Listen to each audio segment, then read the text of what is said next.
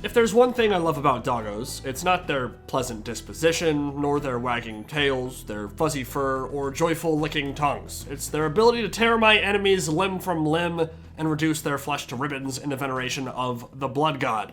Signed, Michael Vick, 2007.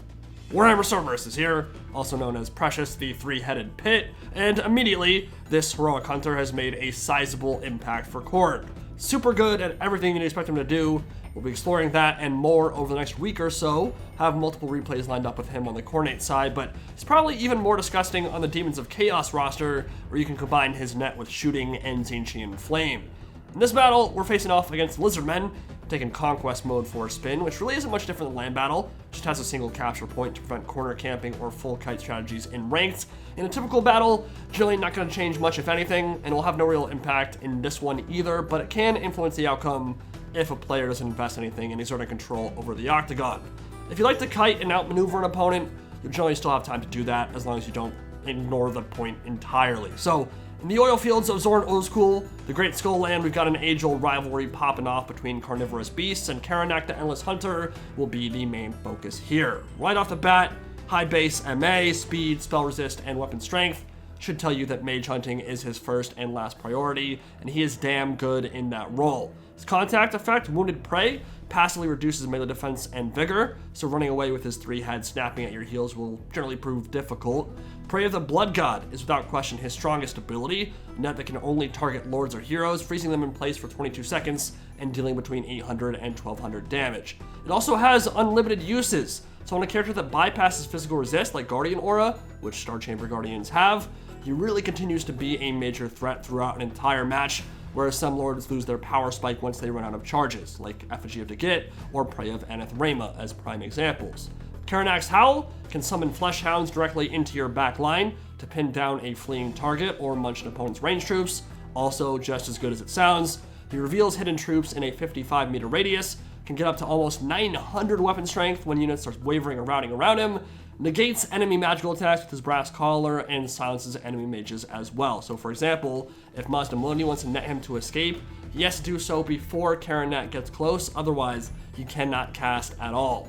Nasty piece of work that Doggo is, and he is not expensive for what he offers at only 1900 gold. So definitely a worthy addition to a roster that has been struggling for a while in both land battle and domination. But Khorne has gotten some buffs and price reductions over the last few patches, so I don't think they're in a terrible state or anything.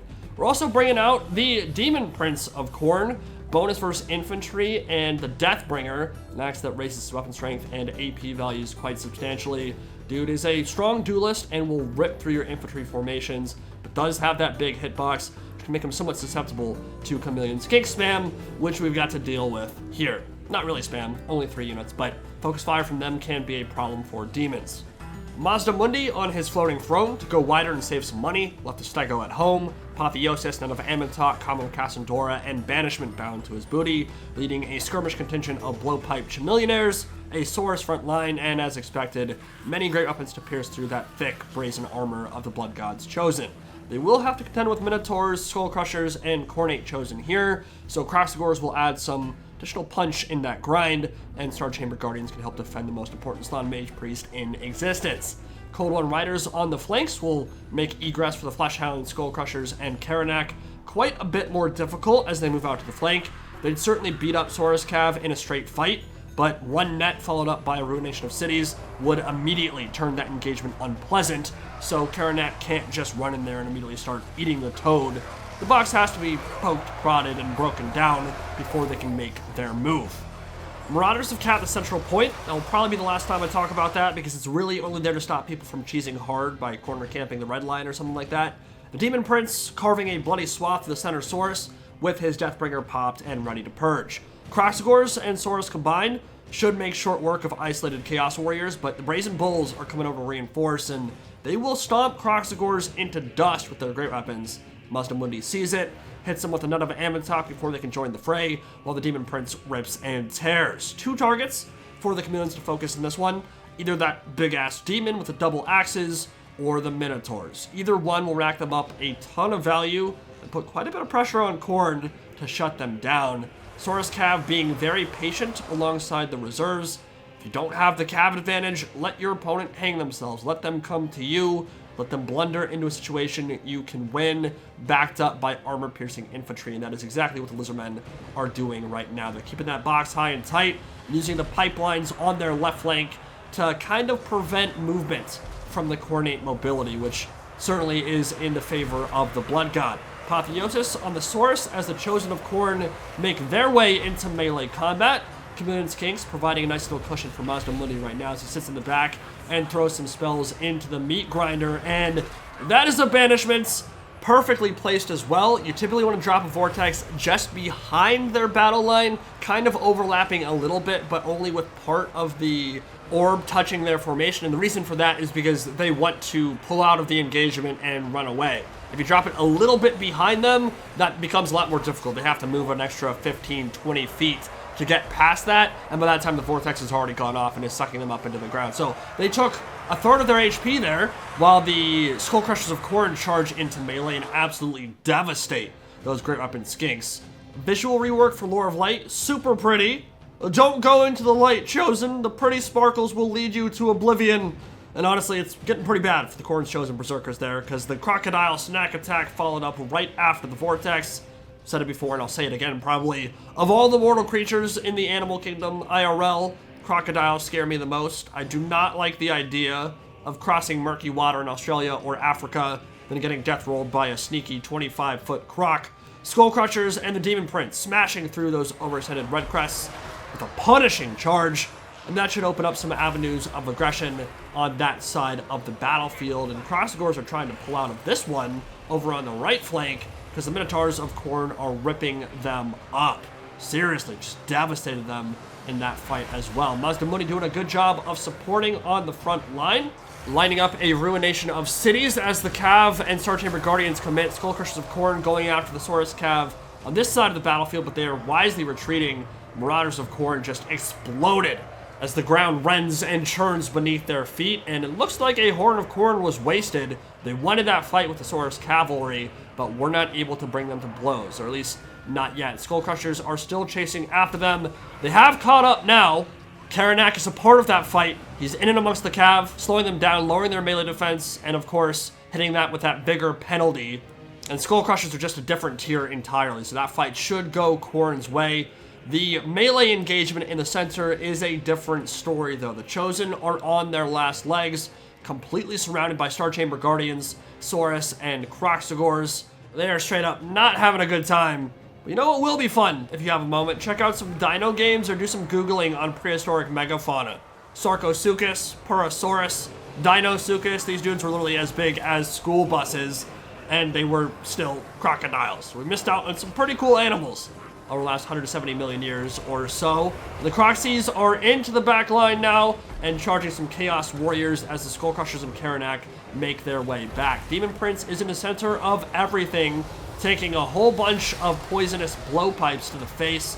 Saurus breaking off, and the Minotaurs with great weapons are supporting. The Chameleons are shooting at exactly what they are supposed to. If you can get the Daemon Prince or the Minotaur low, they can be in a pretty good spot to take this late game.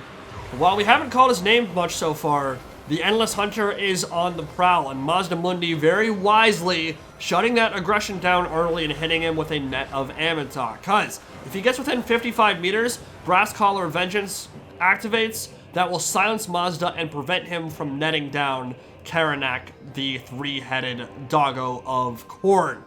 Really big deal there, because if he gets on top of you, your mage is in big trouble. He hits so damn hard, and of course he's going to be backed up by a flying Daemon Prince who also has close to 700 weapon strength. So Karanak was netted for 25 seconds or so. He's free now, into the rear, alongside the Fleshhounds of Khorne, who are routing Saurus Cav, dealing with them very well. Chameleon King's firing in too. But remember, he has Karanak's Howl. He can summon an additional unit of Fleshhounds out of thin air, and that can be brutal. To have a unit that powerful hunting down skirmishers just appear in your back line, or frankly you could use it just to pin down an enemy single entity or lord so that they cannot escape you. Here it comes. Karanak's Howl activated, demons coming out of the warp, and the Daemon Prince is in the rear too, and they have a plethora of targets they can pursue right now. Skull Crushers of Khorne are free, going after one Chameleon Skink. The Fleshhounds of Khorne summoned by Karanak can go after the other. And very soon, that will be a bunch of dead lizard people. But they have done their job. They fired all their ammunition. They got some good volleys in on the Daemon Prince, and especially the Minotaurs of Khorne, who are probably pretty close to routing at this point. But Karanak is in there, and he is feasting. This is always a little bit messed up. Chameleon skinks are actually, like, really adorable. I mean, skinks in general are super cute. Karanak does not care. He's eating them all for dinner. Breakfast, lunch, and afternoon tea. Star Chamber Guardians are going to be a bastion for the lizard people. There's no question about that. Gonna be difficult to kill them off. They're chunking their way through the Chaos Halberds of Khorne. Daemon Prince has been net of Ammontalked as another ruination of cities hits the infantry in the rear. I'm not sure what that was going after, actually. It might have been a misclick.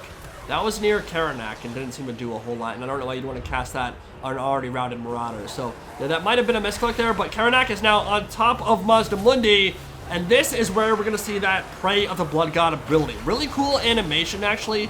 Nets Mazdamundi in place, and you see a whole pack of Flesh Hounds surround him and run in circles. Again, that will deal roughly 800 to 1200 damage, which is a little bit more than a Spirit Leech.